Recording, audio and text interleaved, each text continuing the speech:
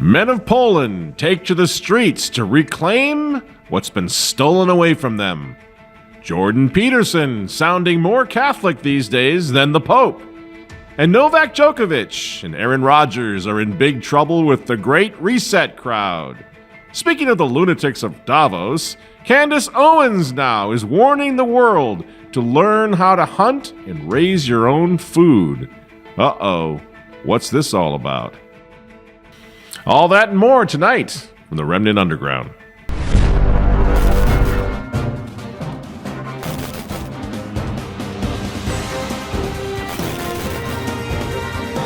Good evening, ladies and gentlemen. I am Michael Matt, and this is the Remnant Underground, coming to you a little bit delayed this week because here in Minnesota, this was deer hunting season. The season has just wound up, right? The team was quite successful. We have some photos, perhaps, of cameraman Walter taking the deer down and the family getting. I really believe we need to, and not this show, but we really do need to start talking about taking care of ourselves. Candace Owens did a thing on this the other day where she was saying her husband's a hunter and she's going to learn how to garden. And I felt like I had a little jump on Candace because we've been doing that for a long time, preparing for whatever the heck is coming. What would you do if they brought the power grid down? And by they, I mean if the government purposefully brought the power grid down. And I'm not asking that question for fun. I'm asking that question because the World Economic Forum is predicting that a cyber pandemic, you can look this up, they've been running exercises about it this year, is inevitable. If you think I'm kidding, you can look this up. It is called a cyber pandemic. And it's something that every single person should be paying attention to, just in case they magically get it right again, like they did about the coronavirus pandemic. It's good for us as citizens to pay attention to that and to do what we can to prepare. Fortunately for me, my husband is a hunter. So you can take your picket signs and take them somewhere else because I don't care. My husband hunts. Good. That means that we know how to survive a little bit if we're in the wild, right? He's hunted his entire life. I said to my husband, I need to learn how to grow vegetables. Like, this is the most important thing. I need to be able to learn how to grow vegetables. We're going to get some chickens. You don't have to be out in the country necessarily. I grew up in the suburbs and learned how to hunt a long time ago because you can go out and hunt on hunting trips, teach your daughters and sons how to hunt. I'm a big believer in that. And this was a successful hunt. We had a good time. Butchered up the deer ourselves, family affair and all of that. So that's why we were delayed a little bit with this program. That and just sort of wrestling with what I want to talk about tonight is a little different, a little different than the normal thing. I'm going to try to talk about some of the other casualties, I guess you could say, of the COVID pandemic and all of this. Compassion, empathy, charity, almost like major parts of our heart and soul as human beings. Our humanity itself is suffering a casualty as we progress here. Minneapolis, what did we say the other night? 50 carjackings in Minneapolis over this past weekend. Minneapolis Inspector Katie Blackwell says the city has seen roughly 25 carjackings since Friday. In total, this year, the city has seen about 460 carjackings. We have road rage out of control. Now, road rage used to be you'd have a little race on the highway and it was kind of fun. Now people just pulling guns out and blowing each other away on the highways after a little tiff over a lane change. We can't get used to this.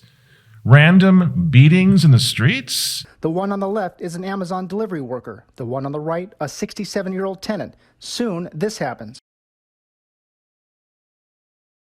The Amazon worker lets loose, attacking the victim when her back was turned. You don't have to be on the far right, conservative, Christian, traditional Catholic trajectory to be very deeply concerned about what's happening to us. And then you turn on the TV, and what do you see? You see screaming matches. Going into a big box retailer, I disagree. You're wearing a mask. You can have your thoughts, and I can have mine. You're required to wear a mask. I disagree. It's science. It's all about the thumbs up and thumbs down at the Coliseum. How can I humiliate you? How can I hurt you in front of people? Then I win. This has nothing to do with truth. We're ripping each other apart on cue, and it's the on cue part that we should be most upset about, that somebody is manipulative, somebody is pulling the strings, someone is causing us to behave this way, to turn against family and friends. And I'm telling you, I know many people whose families have not spoken to them in months, their own family members, much less neighbors, who are on the different side of the aisle when it comes to whatever, masks or lockdowns or now vaccinations.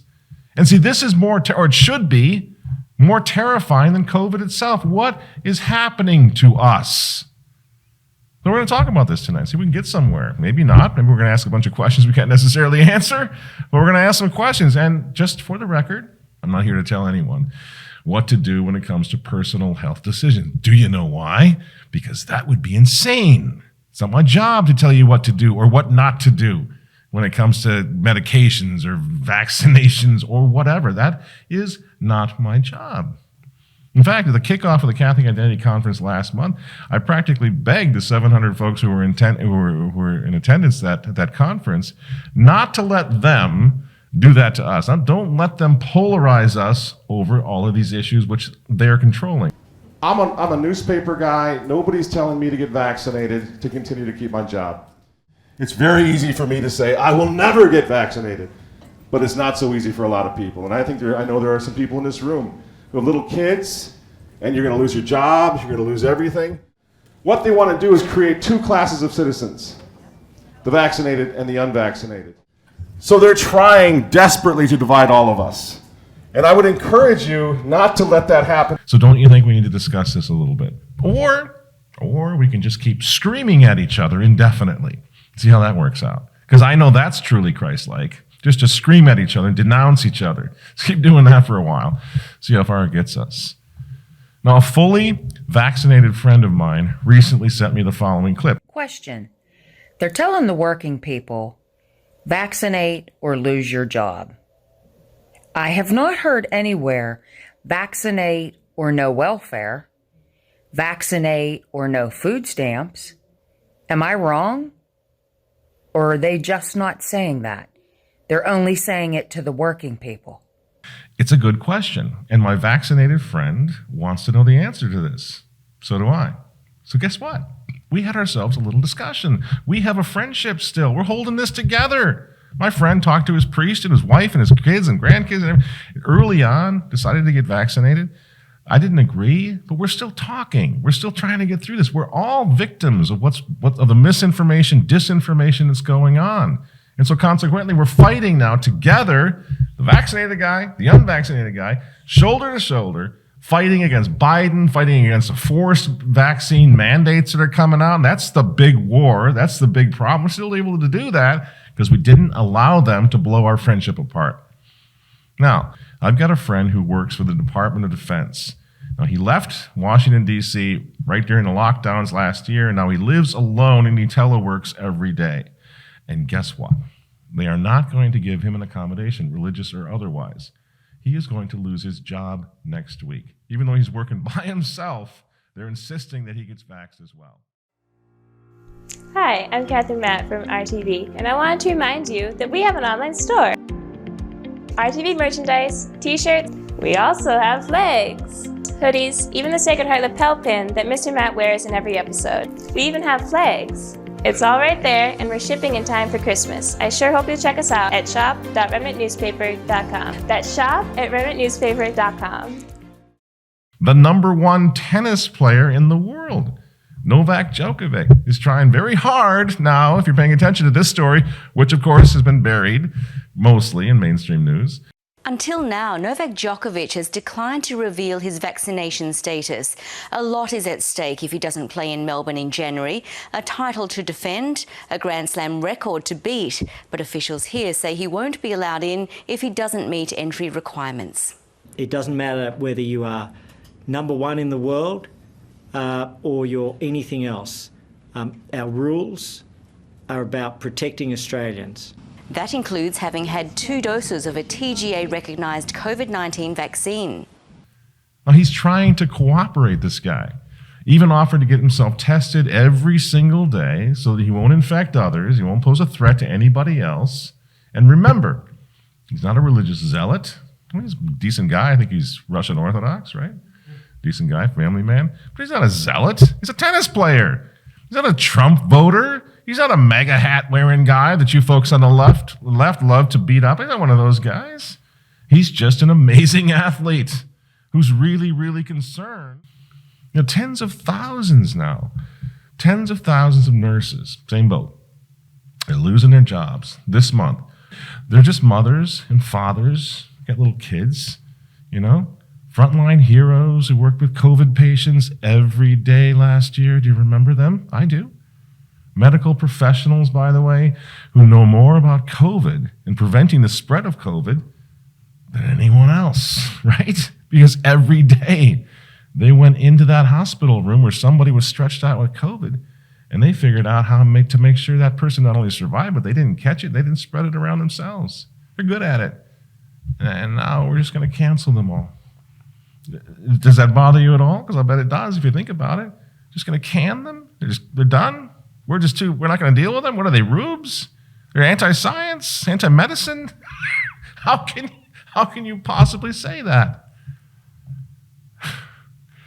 Some of the rules to me are not based in science at all. They're based purely in trying to out and shame people, like needing to wear a mask at a podium when every person in the room is vaccinated and wearing a mask makes no sense to me. You got top flight athletes, pilots, nurses, doctors, teachers, liberals, conservatives, rock and roll Hall of Fame legends like Eric Clapton. What are they saying? At the end of the day, what are all these people, whether they're liberals or conservatives, what are they saying? It's my body, my choice, right? Isn't that what the folks on the left have been saying for 40 years? So now just for making that same argument, we're going to dismiss and cancel them all. And I would just ask those of you who think this is okay, because COVID is very scary, you might get COVID, might get sick, I would just ask you, are you absolutely sure about that? But I'm grateful that we're here today. I'm grateful to be in a district that has gotten things done. We recognize good enough never is, and that's why we recognize our responsibility to do more, and that's what we are announcing here today. A statewide requirement for in-person instruction for all of our children to add the vaccination for COVID-19. And nobody's asking why.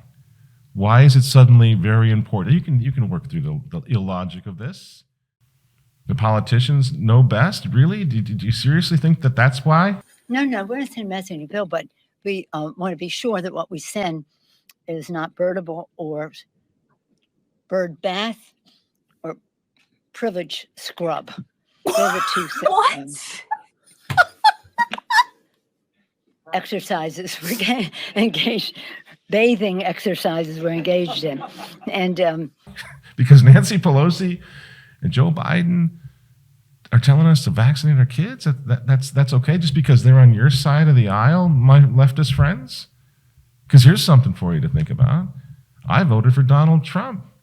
And guess what? Donald Trump is the one who warp-speeded this entire thing into being, didn't he? You know, with the help of experts like Dr. Fauci. Now, I've gone into why I think Trump did this. I think he was had. I think he was just delegating and trying to knock that metric down so we can go back to the old normal. But regardless, he's my guy, right? I voted for him. And if Donald Trump ever tried to tell me that I had to vaccinate my kids, I would tell Donald Trump exactly where he can go. And go pound sand, first of all. That's what I would say to Donald Trump. So what do you mean? Just because Biden says it, that means it's okay? This guy, this stammering, sad, pathetic old tool, if he says it, you're going to do it? What's happened to you? Why are you doing that? What's wrong? That politicians tell you to... Politicians have been getting it wrong, friends, in this country for, 250 years or so. Remember that little clown in this clown world, George W. Bush? Our enemies are innovative and resourceful, and so are we. They never stop thinking about new ways to harm our country and our people, and neither do we. He was our guy, okay? He was our guy when he and his neocon warhawks invaded Iraq for no reason. Do you remember that? And we lost thousands of paid subscribers over at the Remnant, by the way, when we resisted the lunatic, our guy, George Bush, and the rest of those Republican war criminals to their faces 20 years ago. I didn't have any problem resisting them. You know why? Because they were dead wrong. And the world has been a mess ever since our guys were in the White House. Don't you get sick and tired of being played? By your guys? By the politicians? I do. The left-leaning ACLU, the American Civil Liberties Union, no friend of the conservatives, no friends of ours, anyway, right now is out there today blasting the FBI in their raid on James O'Keefe at Project Veritas. After more than a week, the left-wing American Civil Liberties Union, the ACLU, issued a statement on Sunday objecting to the FBI's raid on the home of James O'Keefe, the founder of Project Veritas. The ACLU accused the FBI of posing a threat to press freedom and the First Amendment. And you know what I say? Good for them. You know, even the blind squirrel deal. No, seriously, good for them. They did the right thing, because the ACL's looking around going, you know what? This keeps on going. We're not going to have a country left. It's out of control. I want to close on a pretty interesting thing called Warning to the World that Jordan Peterson released just last week. Now, I'm not endorsing everything Jordan Peterson says. You don't have to fill the comm box with what you like and don't like about Jordan, what I should know about dangerous Jordan, whatever. Just take this on face value. Well worth listening. A guy who's been looking for the truth for a long time and seems to be becoming real close, and he's asking questions that I think we all need to ask as we proceed now into this really dangerous time in history. Check out Jordan Peterson.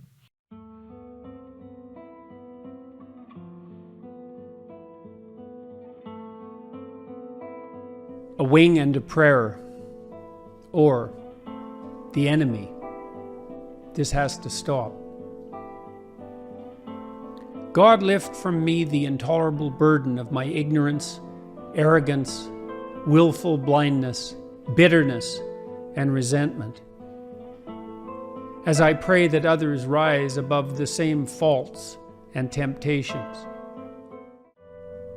I see even the best of men degenerating into the exchange of blows. I see even the best of men identifying the enemy in our neighbors and friends.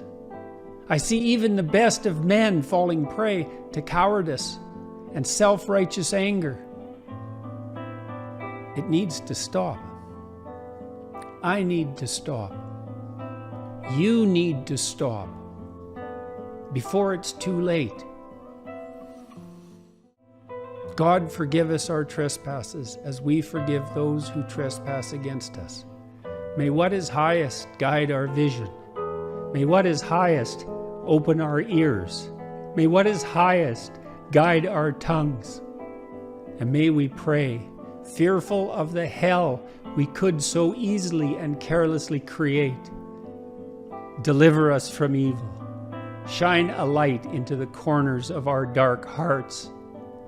For thine is the kingdom, the power and the glory, forever and ever. Amen. And I would argue that what Jordan Peterson is talking about is the absence of Christ in our society. Whether he recognizes that or not, I assume he probably doesn't, but that is what he's talking about. He's addressing the chaos that comes after the war against Jesus Christ, Christ the King. He's talking about the absence of the great law of God, of course. Love God above all else and love your neighbor as yourself. He's talking about that. He's talking about the absence of true religion in our society, friends. Everybody is seeing what happens when religion goes away, when God goes away, when Christ goes away. And I would respectfully suggest to Mr. Peterson and anyone else who's sincerely searching for the truth that we have the truth. This is what I hate about the ecumenical movement. It's so condescending. Well, we mustn't tell others what our truth is because that might be offensive. The Vatican's been up to that crap for 50, 60 years, where it's just so insulting. You can share the truth with somebody like Jordan Peterson without being hateful or mean or nasty about it. So I would say to anybody who's looking for the truth, I firmly believe that I, as a traditional Catholic, have the answer to your search. I need to tell you that out of love and compassion for you. I want to share with you what I see as the truth, which is why we have to come together for conversations so we can have these discussions, so we can help each other through this darkness. So I would say that the truth that Jordan Peterson is looking for, to his credit, looks a lot like something that happened last Saturday, November 6th, in the streets of Poland. It looks like this. Zaznaczył rozważaniem, ale rozważaniem od modlitwy anioła z Fatimy. To będzie nas wprowadzenie. O Boże mój, pod Pąckim Piłatem ukrzyżował i pogrzebiał, wstąpił do piekieł, przeciw łaski Pana z Tobą, błogosławiona święta.